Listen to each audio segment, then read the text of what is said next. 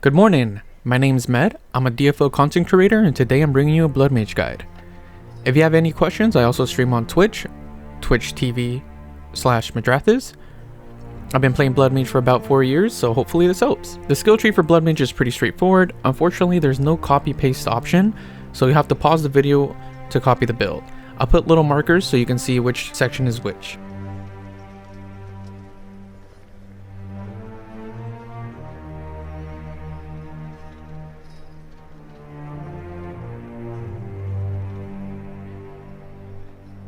All our main spells get maxed out as we go down, with the exception of some utility spells.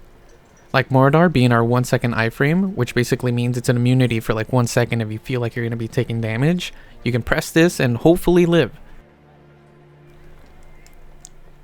There are also some builds that run Torment. I prefer Shakira though for this build, or just for any build in general, but there are some people that swap out the points from there into Torment.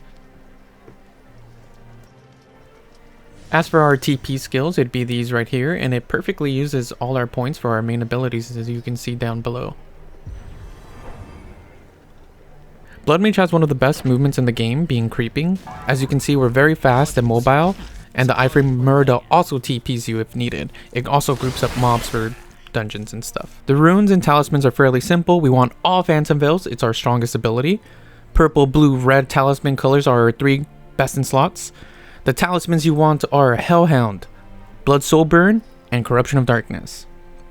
Enchants and star stats priorities are interesting. Don't let the mage part fool you. We are percent physical class type, which means our stat prio is strength and physical attack is what we want. As for LE enchants, that's a preference. It depends on your part, what customs you pick or what enchants you have on. It's very dependent on your end. You're able to buy budget enchants off the book in Sirius Room, or you can get them off the auction house. With us being a percent based class, that means our weapon type is reinforcement. Refine does nothing for us, so don't worry about that. If you see it on us, it's because DFO has events that give us 12 reinforcement / 8 refined weapons.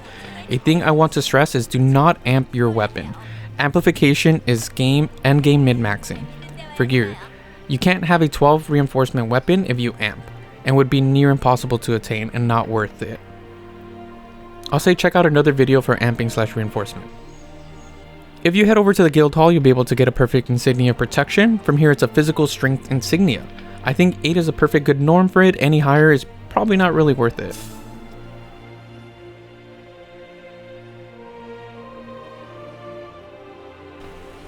Onto the 110 gear sets. DFO has a great new feature. If you hit escape, hit over to guide, it shows you all the equipment Blood Mages really only have 2 sets I would recommend: Bleed Build and or Archon. Archon, the Mana Shield equipment set, is a very tanky set with good damage output. I would say pick this one if you plan on using Blood Mage as an ult or not wanting to fully invest. This set is also great if you're a new player or just die quite often. It keeps you alive and productive, and it outperforms the basic Bleed set. If you click an item, it'll also tell you where it drops from.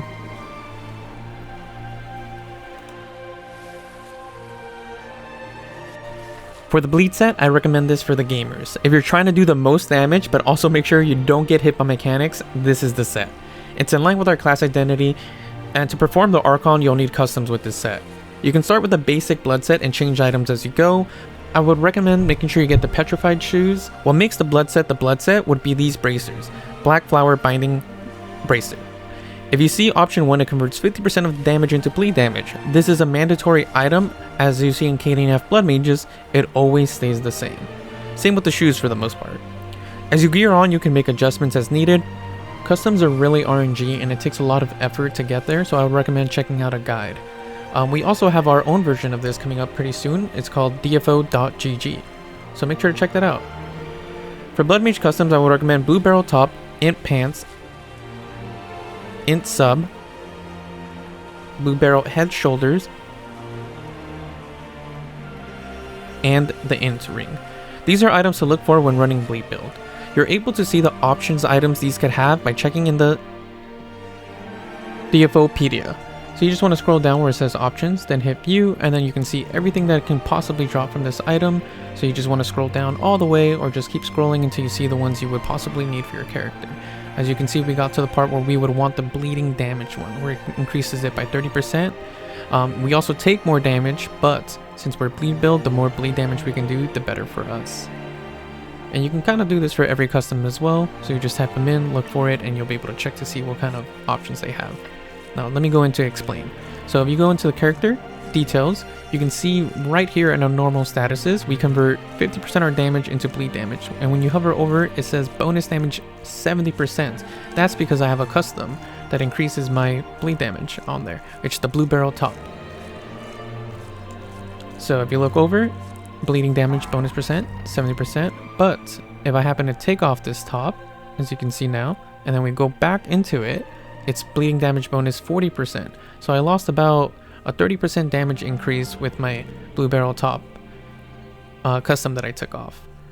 So as you can see, this is why customs are kind of important, but it also depends on what options items you get on your customs. So it's a lot of RNG with having it be 2 or 3 or 4 customs on there. To cover was the buff enhancement and the platinums. So if you already have your buff enhancement maxed out at 20 for Bloodburn, and you have another set of two rare clone avatar pieces, your top and your bottom, platinums, you can min-max by getting either blood horns or sanguine. At the moment, I have 3 blood horns. Majority of the KNEF players use blood horns, so I prefer it, but both of these are equivalent in damage from what I hear or see. So it's just, I've never seen people mid and max, swap and max bloodhorns and sanguine. It's either 3 sanguines or 3 bloodhorns. But you can get these from the auction house. If you go over to platinums, go to Mage, Mill Mage, you can see them down there. Sanguine, Sanguinium, sorry, my bad, and bloodhorns. So it's either a preference on what you prefer, but yeah, these are good ways to increase your damage.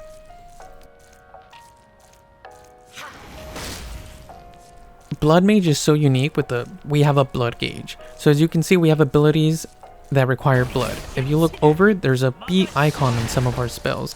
These spells basically mean they generate blood. And if we use an ability without blood in our blood gauge, it takes it from our HP. So you theoretically kill yourself by not using your spells correctly.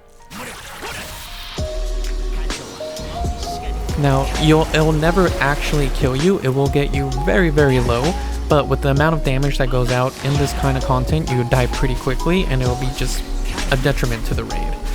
So please make sure to use this correctly. But what's also really cool about our class is that vice versa, if we're full in our blood gauge, our spells then heal us.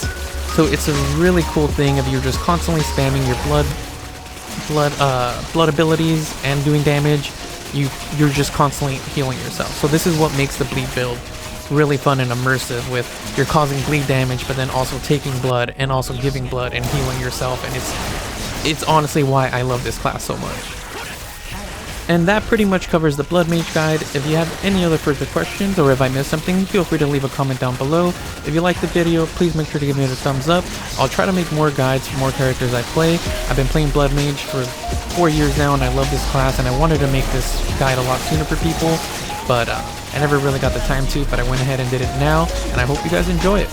If you have any other questions, I also stream on Twitch, like I said earlier in the video, and that's it. Thanks for watching. Catch you later, Bloodbags.